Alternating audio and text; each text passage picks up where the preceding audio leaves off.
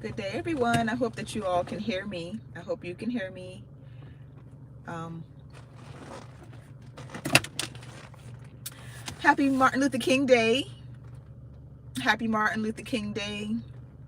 Um, Honor and reverence, remembrance to the King, pun intended.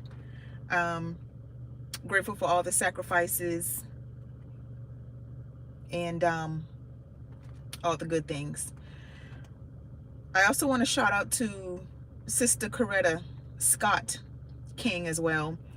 Not going to forget the sister, not going to forget the ancestor, the matriarchal ancestor either, uh, because you can't. She is most definitely a major part in who Dr. King became. She met him early on. They married young. And as his wife, she definitely had an input and say and influence in his life. All wives do, whether it's positive or negative. Your spouse does. No question about it. I just wanted to take some time to actually acknowledge her, to give her her flowers, because Dr. King was definitely a strong man to deal with the things that he dealt with during that time, during that fight. And it also definitely took a strong woman to deal with a man that had to deal with that. On top of her own personal issues she had to deal with in her life and family and with him. And I'm not even going to go into that. But a lot of people don't realize that it's that feminine hand, it's the women behind a lot of these movements that actually make it move, that actually keep it moving. We had an author come by and speak to us recently.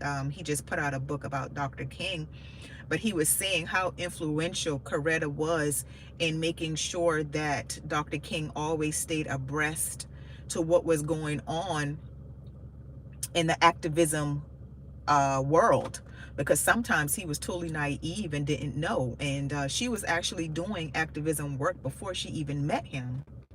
So that just goes to show you how that was aligned. Now, some people say that was an arranged marriage. She was handpicked and chosen for him because originally she wasn't the woman that he wanted to marry. Whatever the case was, she was integral and extremely important in that whole movement and being by his side. I don't like to say she was behind him. I don't think women stand behind. She was definitely beside him, and in a lot of instances actually guiding him to the next step and what should be done. So honor, reverence to the queen that sat beside Dr. King through all of that. I've never heard anything negative about Coretta. um, Again, even dealing with the embarrassment that she had to deal with, and if you all don't know, you could go figure it out for yourself. But even dealing with that, it takes a very strong person, a very strong woman to stay through that and to look at the bigger picture of what could be affected if you don't stay. You understand what I'm saying? And so there's a level of respect that has to be given to her name, just in that regard, just because she stayed through that public humiliation, and she was such a lady, always classy. I've like I said, I've never seen her look bad. I mean, she's always carried herself very well, like a lady, classy, like a wife, and she did what she was supposed to do, and you can't do anything but honor that.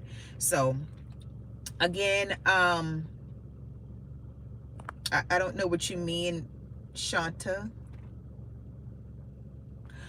but yeah, I just wanted to give a little bit of honor to Sister Coretta as well as Dr. King on this day. I hope you all had a good MLK day as well, and I want you all to be blessed and take care of yourselves and each other. And don't forget your power, ladies. Don't forget the influence that you have. All right? You be blessed.